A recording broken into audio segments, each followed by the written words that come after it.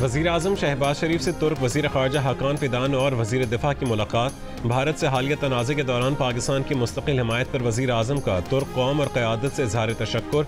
दो तरफ़ा तिजारत बढ़ाने के लिए ठोस कोशिशों की ज़रूरत पर जोर। वज़ीर आज़म की तुर्क कंपनीज़ को पाकिस्तान में अपनी सरमायाकारी का दायरा बढ़ाने की भी दावत।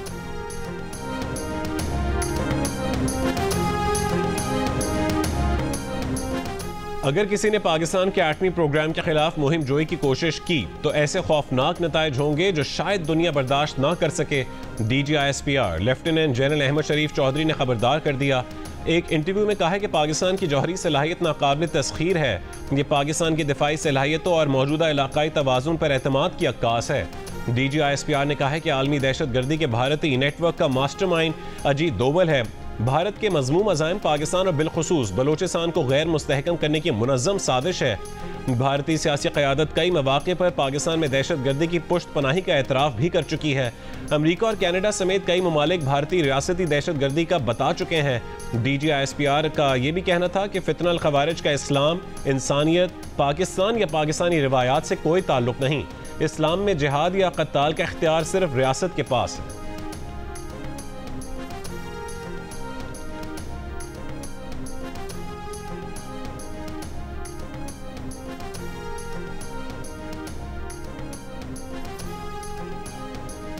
Chairman Pakistan Peoples Party Bilawal Bhutto Zardari ने कहा है कि कोई सबूत न होने पर भी भारत ने अपने अवाम से झूठ बोला है कि पाकिस्तान पहलगाम हमले में मुलव्विस है।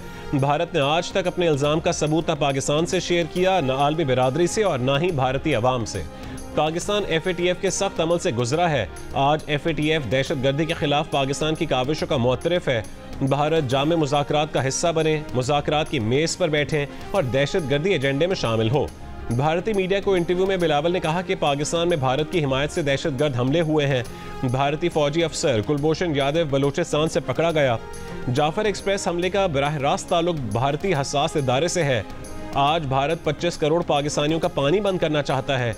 बिलावल भुट्टो ने कहा है कि वो नहीं चाहते कि पाकिस्तान और भारत की अगली नस्लें कश्मीर, दहशतगर्दी और पानी पर लड़ती रहें। इंटरव्यू के दौरान भारतीय सहाफ़ी बार बार बिलावल भुट्टो को टोकते रहे, जिस पर बिलावल भुट्टो ने कहा है कि अगर जवाब नहीं सुनना तो वो प्रोग्राम छोड़कर चले जाएंगे।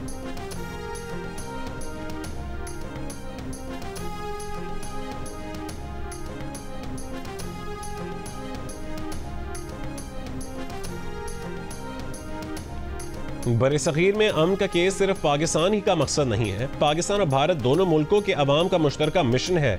दोनों मुल्कों के अवाम की नई नस्ल एक नए मुस्तकबिल की बुनियाद रख सकती है। करण थापड़ को इंटरव्यू के बाद बिलावल भुट्टो जरदारी का सोशल मीडिया पर बयान।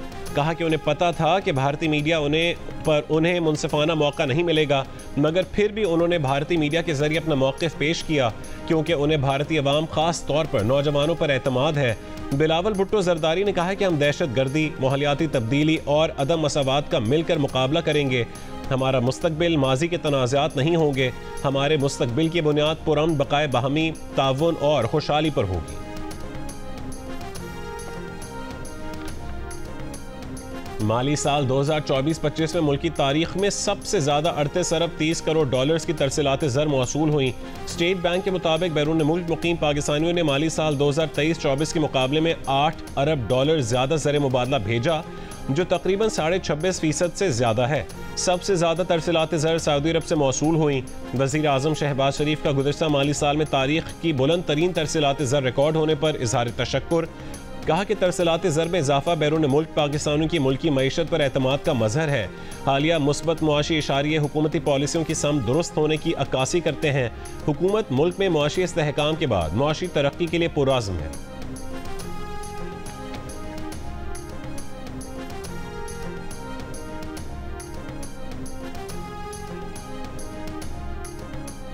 वज़ीर आज़म शहबाज शरीफ का कहना है कि ज़री इस्लाहात पर अमल दरामद का आगाज़ किसानों को आसान कर्जों की सहूलत से किया जाएगा। ज़री फाइनेंसिंग के लिए पब्लिक प्राइवेट पार्टनरशिप का तरीक़ाकार इख्तियार किया जाएगा। ज़री तरक्याती बैंक में भी हंगामी बुनियादों पर इस्लाहात की जाएँ। आइंदा PSDP में ज़री प्रोजेक्ट्स को मरकज़ियत हासिल होगी। वज़ीर आज़म की ज़री अजनास की स्टोरेज गुंजाइश बढ़ाने से मुतालिक नई तजवीज़ सामने लाने की हिदायत।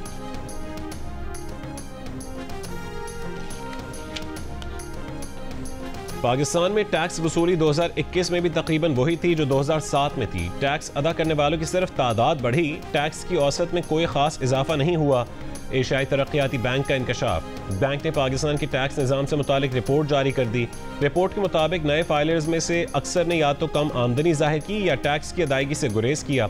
सिर्फ रजिस्टर्ड टैक्स दहिंदगान की तादाद बढ़ाने के बजाय पॉलिसी को बेहतर बनाया जाए। इस्लाहाती इक़दाम के बावजूद टैक्स टू GDP तनासुब खित्ते के दीगर ममालिक से कम है। इससे टैक्स इस्लाहात के मौसर होने पर सवाल पैदा होता है। 2022 में पाकिस्तान के इनकम टैक्स में 30% और सेल्स टैक्स में 24% खसारा रिपोर्ट हुआ।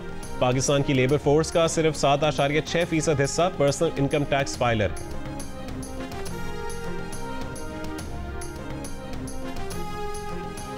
वफाकी हुकूमत का 300 अरब रुपए की गंदम इंपोर्ट करने का फैसला बदनीयती पर मबनी था, जो नाकाबिले एतमाद डेटा की बुनियाद पर किया गया। ऑडिटर जनरल ऑफ पाकिस्तान की रिपोर्ट में तस्दीक। रिपोर्ट में कहा है कि माली साल 2023-24 में गंदम इंपोर्ट करने का फैसला वफाकी और सूबाई हुकूमतों के उन दानिस्ता ताखीरी इक़दामात का नतीजा है जिससे निजी शोबे को फ़ायदा जबकि गंदम के काश्तकारों और कौमी ख़जाने को नुकसान पहुंचा। Editor investigation the news Ansar Abbasi की रिपोर्ट के मुताबिक जिस साल ये गंदम इंपोर्ट की गई उस साल मुल्क की तारीख में गंदम की सबसे ज़्यादा पैदावार हुई थी। वाफिर स्टॉक होने के बावजूद कौमी तलब के अंदाजे को जानबूझकर बढ़ा चढ़ा कर पेश किया गया। हुकूमत ने मंजूरी 24 लाख मेट्रिक टन इंपोर्ट की दी, इंपोर्ट 35 लाख टन से जायद कर ली। ऑडिटर जनरल की रिपोर्ट बदनाम ज़माना गंदम स्कैंडल की संगीनी की सरकारी तौर पर तस्दीक है। पंजाब और सिंध ने कम गंदम जारी करके मसनूई किल्लत और कीमतों में इजाफे के असबाब पैदा किए।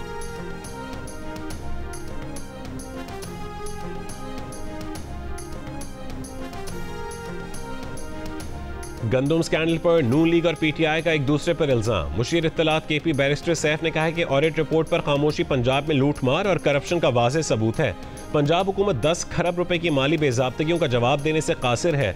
वज़ीर इत्तलात पंजाब अज़मा बुखारी ने कहा है कि बैरिस्टर सैफ ऑडिट रिपोर्ट गौर से पढ़ें, उसमें PTI की क़यादत का कच्चा चट्ठा है।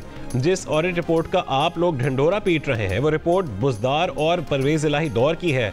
जिस 10 खरब का आप वावेला कर रहे हैं वो 2018 से 2023 की गंदम खरीदारी और सब्सिडी का है। 2018 से 2023 तक पंजाब में किसकी हुकूमत थी, कौम जानती है।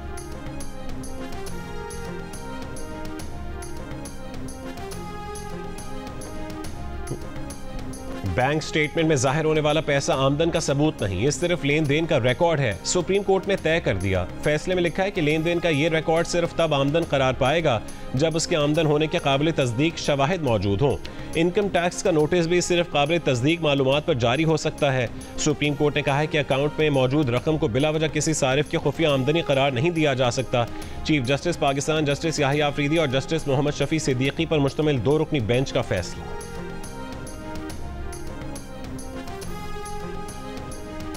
PTI रहनुमा जुनैद अकबर खान का कहना है कि बानी PTI की फैमिली एहतजाज की क़यादत करे तो अच्छा होगा, उससे पार्टी के छोटे छोटे मसाइल ख़त्म हो सकते हैं। Geo न्यूज़ से गुफ्तगू में जुनैद अकबर का कहना था कि पार्टी वर्कर बानी की फैमिली से मोहब्बत करते हैं। ख्वाहिश है कि अलीमा खान अपने भाई के लिए तहरीक चलाएं, हम उनकी क़यादत में आगे बढ़ेंगे। अलीमा खान पर सब अरकान का इत्तफाक है।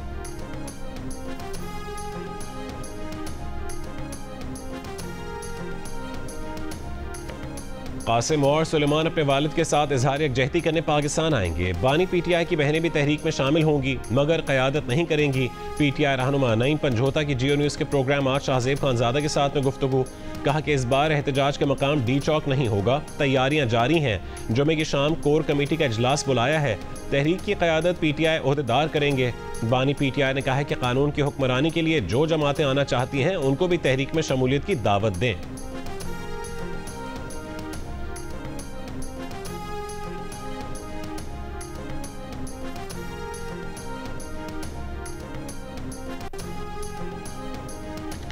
बानी PTI के बच्चों को पाकिस्तान आना चाहिए ताकि वो देखें कि उनके वालिद ने मुल्क के साथ क्या खिलवाड़ किया।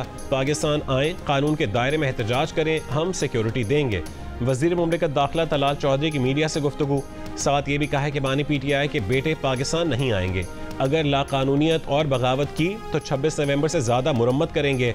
ये भी कहा कि बानी PTI बार बार NRO मांग रहे हैं, ये बात अली अमीन से पूछ लें।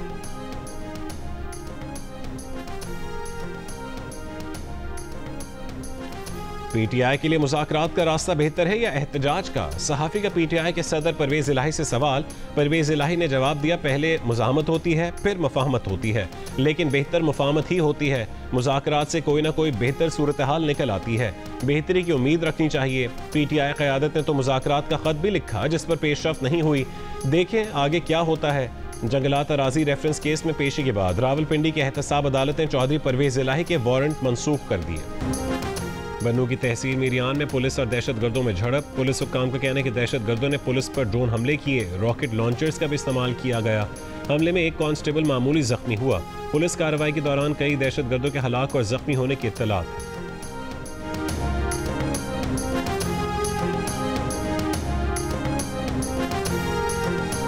मर्दान के इलाके कोट इस्माइल जई में 2 ग्रुपों में फायरिंग, 4 अफराद जाँ बहक। पुलिस जाए वाक़या पर पहुंच गई।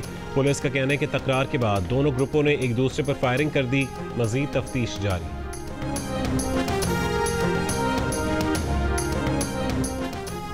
सिक्योरिटी खदशात पर कोयटा से पेशावर और कराची की ट्रेनें मनसूख। रेलवे हुक्काम के मुताबिक पेशावर जाने वाली जाफर एक्सप्रेस और कराची जाने वाली बोलान मेल आज रवाना नहीं होगी।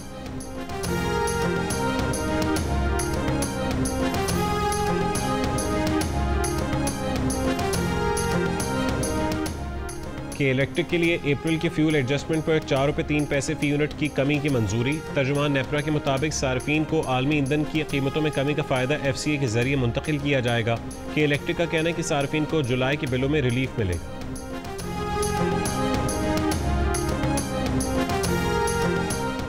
और अमरीकी सदर डोनाल्ड ट्रंप ने कहा है कि गजा में जंगबंदी के बहुत करीब हैं।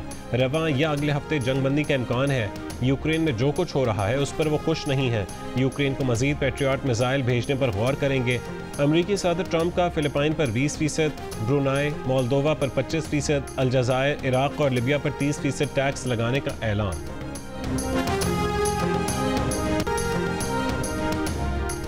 और अमरीका ने अक़वाम मुत्तहिदा के इंसानी हुकूक काउंसिल की राबताकार फ्रांसिस्का एल्बनीज़ पर पाबंदियाँ आयद कर दी।